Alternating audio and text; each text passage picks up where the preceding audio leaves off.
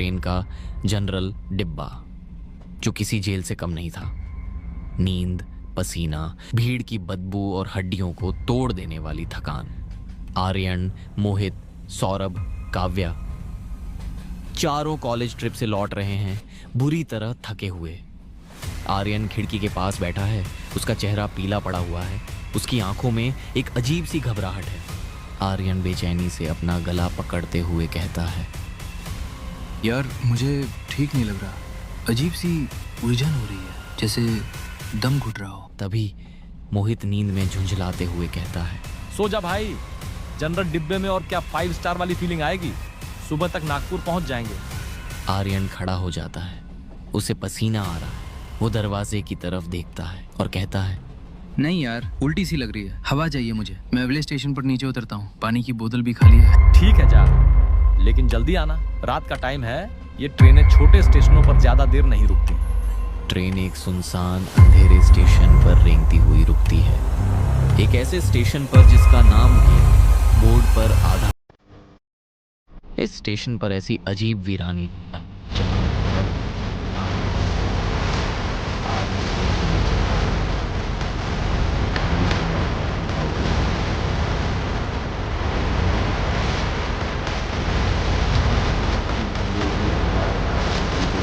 थी। आर्यन नल के पास खड़ा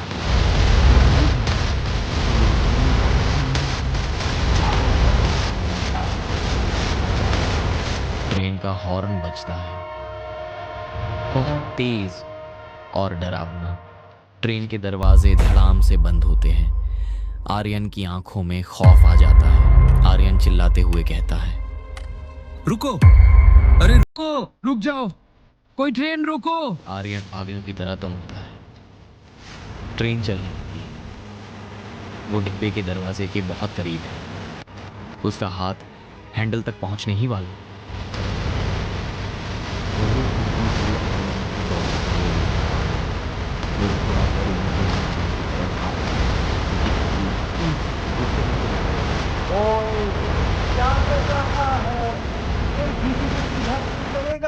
बिना इमरजेंसी के ट्रेन रोकनी तो जेल भी हो सकती है और जुर्माना अलग।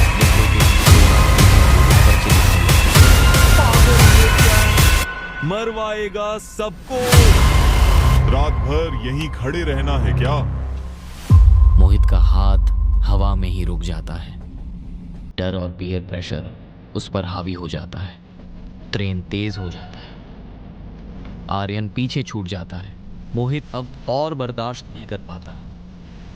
टीटी के डर के बावजूद वो झटके से चेन खींच लेता। कुछ नहीं होता, ना कोई झटका, ना हवा।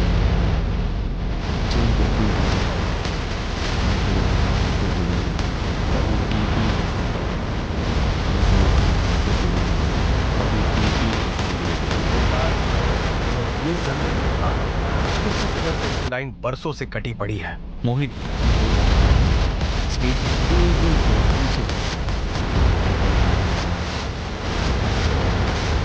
फिर खड़ा, उसकी नजरें सीधी, उसे पता हो कि अब कुछ भी रुकने वाला नहीं है। उसका चेहरा कोहरे में गायब हो जाता है। आर्यन अकेला है। वो स्टेशन के उस हिस्से में जा रहा है जहां सबसे ज्यादा रोशनी है।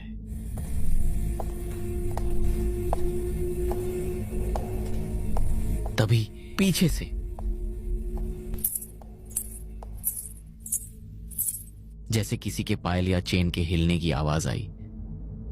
आर्यन डरते हुए धीरे धीरे पीछे मुड़कर देखता है। वहां कोई नहीं, कोहरा और गाढ़ा लगने लगता है। कौन है? कोई है क्या यहाँ? ऐसा कहकर आर्यन स्टेशन के अगले हिस्से में चला जाता है। आर्यन का दिल जोर से धड़क उठता है। अचानक लाउडस्पीकर के ऑन होने की कर्कश आवाज। यात्रीगण कृपया ध्यान दें, प्लेटफॉर्म नंबर 13 अकेले यात्रियों के लिए है। यहाँ आने वाले कभी वापस नहीं जाते। आर्यन चौंक कर ऊपर देखता है। एक जंग लगा हुआ बोर्ड लटक रहा है। उस पर लिखा है प्लेटफॉर्म नंबर 13। एक पीली मटमैली लाइट बार बार झपक रही है। तभी आर्यन अपने आप से बड़बड़ाते हुए कहता है, प्लेटफॉर्म 13? लेकिन ट्रेन तो प्लेटफॉर्म 1 पर रुकी थी। वो अपना मोबाइल निकालता है। स्क्रीन पर लिखा है नो नेटवर्क। तभी उसे अपने ठीक पीछे किसी के होने का एहसास होता है जो उसे देख रहा है। धीमे कदमों की आवाज। हवा अचानक रुक जाती है। वो धीरे धीरे पीछे देखने की हिम्मत करता है और पीछे देखता है तभी एक सूखी थकी हुई धीमे कदमों की आवाज। हवा अचानक रुक जाती है। वो धीरे धीरे पीछे देखने की हिम्मत करता है और पीछे देखता है तभी एक सूखी थकी हुई बूढ़ी आवाज सीधे उसके कान के पास। ट्रेन छूट गई बेटा। आर्यन देखता है एक बूढ़ा स्टेशन मास्टर खड़ा है। उसकी वर्दी बहुत पुरानी है, जगह जगह से फटी हुई। उसकी आंखों में कोई पुतलियां नहीं, सिर्फ सफेद मरी हुई चमक। वो बिना पलक झपकाए आर्यन को घूर रहा है।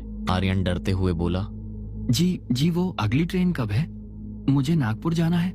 स्टेशन मास्टर एक डरावनी मुस्कान के साथ कहता है, अगली ट्रेन? यहाँ अगली ट्रेन आती नहीं बेटा, सिर्फ लाती है। स्टेशन मास्टर धीरे धीरे कोहरे में पीछे हटता है और गायब हो जाता है। आर्यन उसे रोकने की कोशिश करता है लेकिन वो जा चुका है। आर्यन घबराहट में प्लेटफॉर्म पर चलने लगता है। वो प्लेटफॉर्म खत्म ही नहीं हो रहा। वो अपनी घड़ी देखता है। घड़ी में समय है 2:08 हो चुके थे। आर्यन चलता रहा। उसे लगा शायद आधा घंटा बीत गया, लेकिन जब उसने दोबारा घड़ी देखी, घड़ी में समय अब भी वही है, 2:08। आर्यन पागलों की तरह घड़ी ठोकते हुए कहता है, चल क्यों नहीं रही? क्या हो गया है इस जगह को? उसे प्लेटफॉर्म के कोने में कुछ लोग दिखाई देते हैं। वो उनकी तरफ दौड़ता है। एक आदमी सिर पकड़कर बैठा है। एक औरत बैठकर रो रही है। तभी आर्यन कहता है, हेलो अंकल, क्या आप बता सकते हैं ये कौन सी जगह है? आदमी बिना सिर उठाए एक ही रट लगाए हुए है। मैं बस पानी लेने उतरा था, बस पानी लेने, तभी ट्रेन चल पड़ी। तभी औरत सिसकते हुए, मेरे बच्चे इंतजार कर रहे होंगे, मैं ट्रेन में चढ़ ही रही थी, तभी दरवाजा बंद हो गया। आर्यन बस खड़ा रह गया, देखता हुआ, सुनता हुआ, जैसे उसका शरीर वहीं था लेकिन दिमाग सुन्न हो चुका था। वो सब एक ही लूप में फंसे थे, अपनी आखिरी गलती को बार बार दोहराते हुए। तभी आर्यन की नजर दीवार पर लिखे एक कोयले के मैसेज पर पड़ती है। दीवार पर लिखा है, जो अकेला उतरा वो यहीं रह गया। अचानक सन्नाटे को चीरती हुई पायल की आवाज।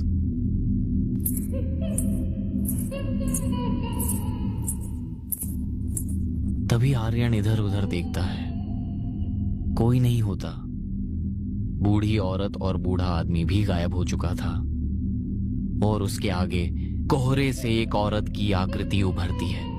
लाल साड़ी, चेहरा गया। उसने ध्यान से देखा, उस औरत के पैर जमीन को छू नहीं रहे थे, वो हवा में तैर रही थी। औरत हंस रही थी या रो रही थी, आर्यन कुछ समझ नहीं आ रहा था, लेकिन उसकी आवाज बेचैन करने वाली थी।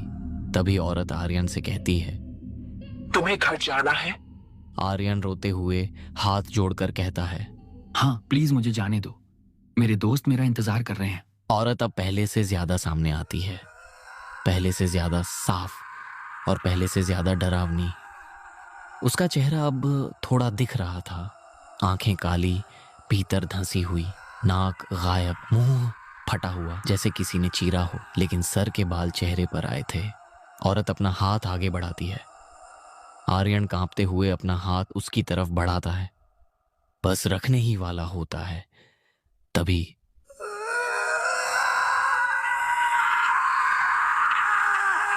एक तेज रूह कंपा देने वाली चीख जो सन्नाटे को चीरती हुई उसके कानों में घुस जाती है। आर्यन झटके से हाथ पीछे खींच लेता है, सिर जैसे फटने लगता है। उसकी आंखों के सामने सब घूम जाता है, सांस अटक जाती है, पैर जवाब दे जाते हैं और अगले ही पल सब कुछ काला।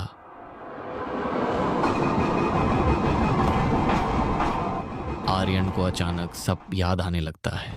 1 साल पहले उसी ट्रेन में आर्यन नींद में दरवाजे के पास खड़ा था। एक तेज झटका लगा, उसका संतुलन बिगड़ा, वो चलती ट्रेन से नीचे गिरा। तभी बेहोश पड़ा आर्यन उठ खड़ा होता है। आर्यन दहशत में अपनी बॉडी को देखता है और कहता है, नहीं नहीं, ये नहीं हो सकता। सच किसी हथौड़े की तरह उसके दिमाग पर लगा। वो ट्रेन छूटने से नहीं डरा था, वो उस रात मर चुका था और यह प्लेटफॉर्म, यह उसकी आखिरी याद थी, उसकी कब्र थी।